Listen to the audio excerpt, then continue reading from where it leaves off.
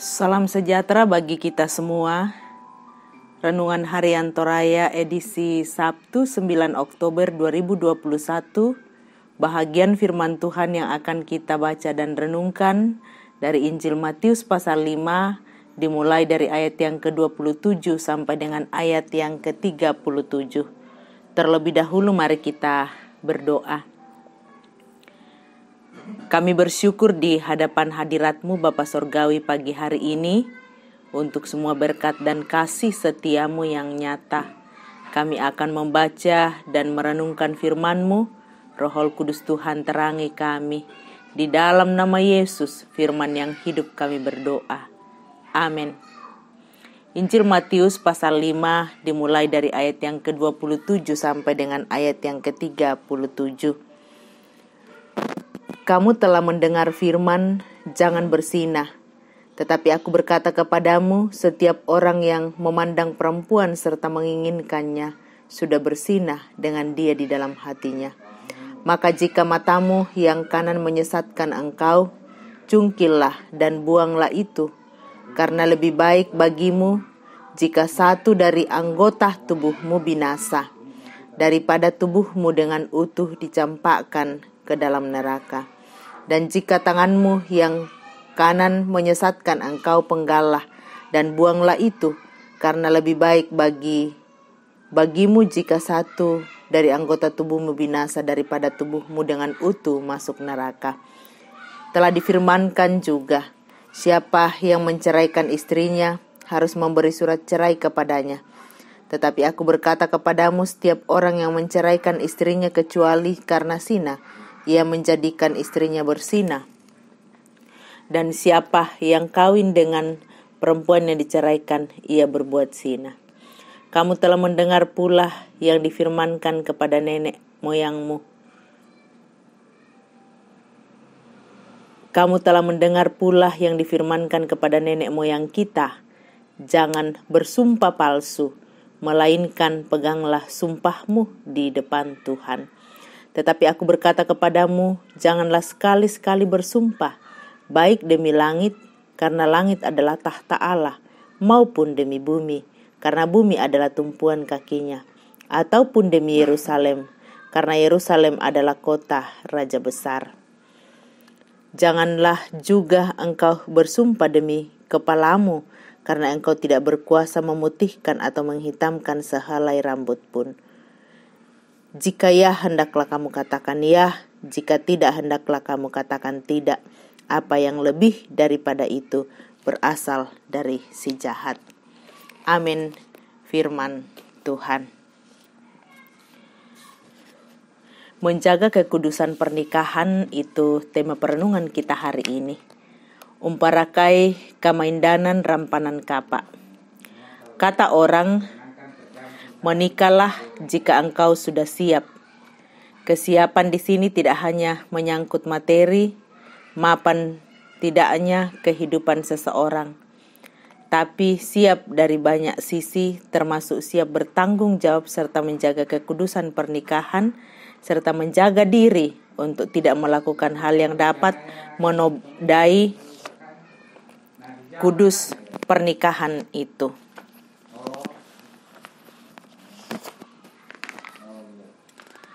Salah satu dari yang bisa merusak kudusnya pernikahan ialah zina.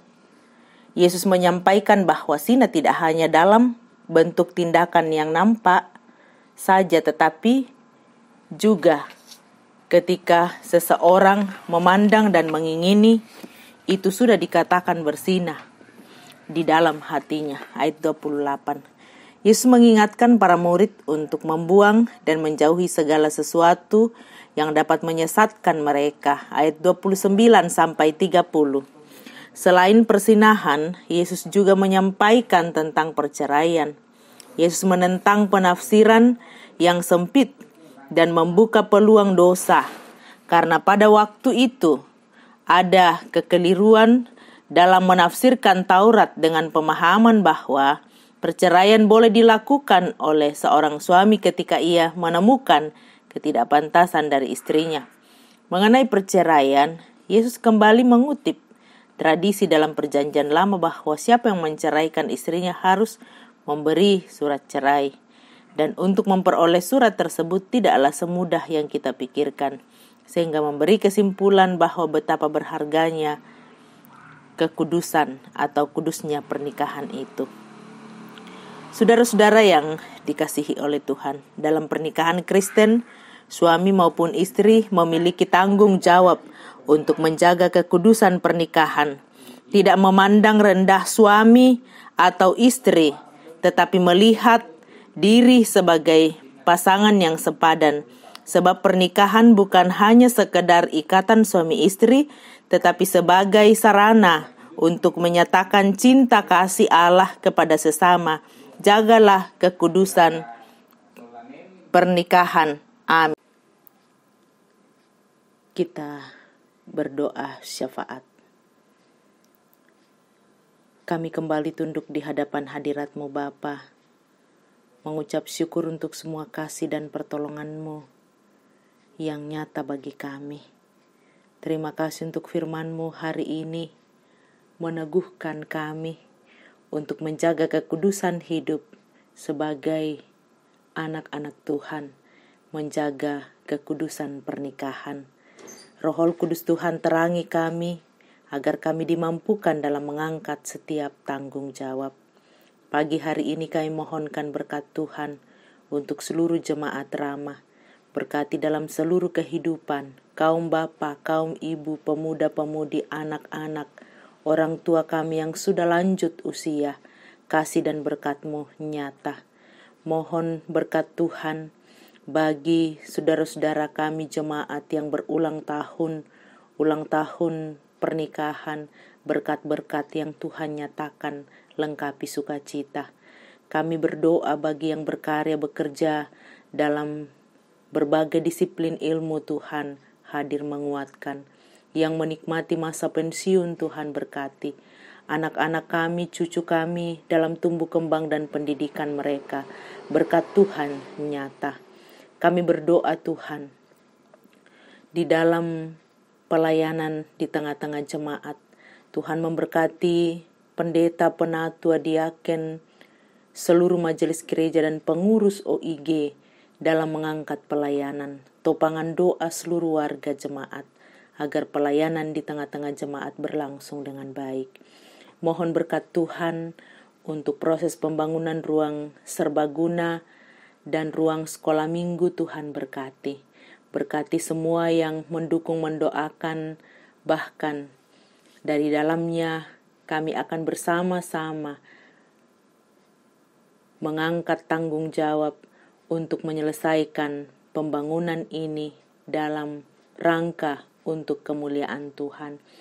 Kami berdoa untuk pelayanan diakonia, Tuhan berkati.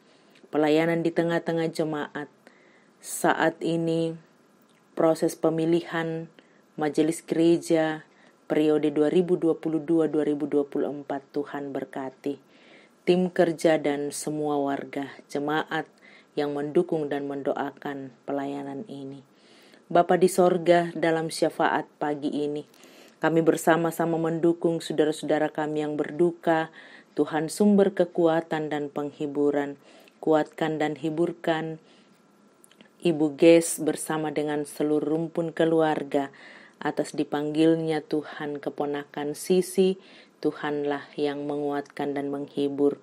Dan juga seluruh warga jemaat yang berduka, Tuhan hiburkan. Kami bersama-sama memohonkan berkat-Mu bagi saudara-saudara kami yang saat ini sedang dirawat, baik dirawat di rumah sakit maupun di rumah. Tuhanlah sumber kekuatan dan kesembuhan. Anak kekasih kami Kesia Sambo yang saat ini di dalam perawatan, Tuhan Engkau mengasihi, menolong, memulihkan. Kami berdoa untuk anak kami Arya, cucu dari Bapak W. Karanda Bunga yang dirawat. Tuhan Engkau sumber kekuatan, memulihkan dan menyembuhkan. Juga kami berdoa untuk Bapak Yohanes Gadi, Bapak Julius Dengan, Nyonya Esther Sainuddin, Nyonya Dorce Tumembo, Nyonya Ceha Dengan, Nyonya Matius Ruru, Ibu Giring Kalak Suso, Nyonya Simon Tando, Bapak TR Andi Lolo, Bapak Yusuf Rante, Bapak Oni Eslak Burlawal, Saudara Liliani, Oma Keti, Nyonya Margareta Kobong, Bapak Karel Paranoan, Nyonya Ludia Kandola, Bapak Yohanes Boko, Bapak Stefanus Pakurung, Nyonya Margareta Sarah, Ibu Matilda Timisela, Saudari Naftali Minna, Bapak M. Pasalongan, Ibu Adolfina Tilang, Nyonya Hermin Bongga, Nyonya Yohana Bura, Bapak Yusus Al Samben, Saudara Teresia Samben, Saudara Mercy Samben, Nyonya Selvi Silambi, Bapak Yakobus Pagiling, Nyonya Peter Tenah, dan yang tidak sempat kami sebutkan, Engkau sumber kekuatan bagi jemaat-Mu. Kami juga bersama-sama berdoa untuk seluruh jemaat dalam kehidupan masing-masing. Tuhan, Engkau hadir mendampingi, menguatkan dan menopang. Ampuni dosa dan kesalahan kami. Dengarkan syafaat kami, dengarkan doa kami. Di dalam nama Yesus Tuhan Gembala yang baik, kami datang berdoa dan mengucap syukur. Haleluya. Amin. Selamat menjalani hari ini. Berakhir pekan, Tuhan memberkati Bapak Ibu.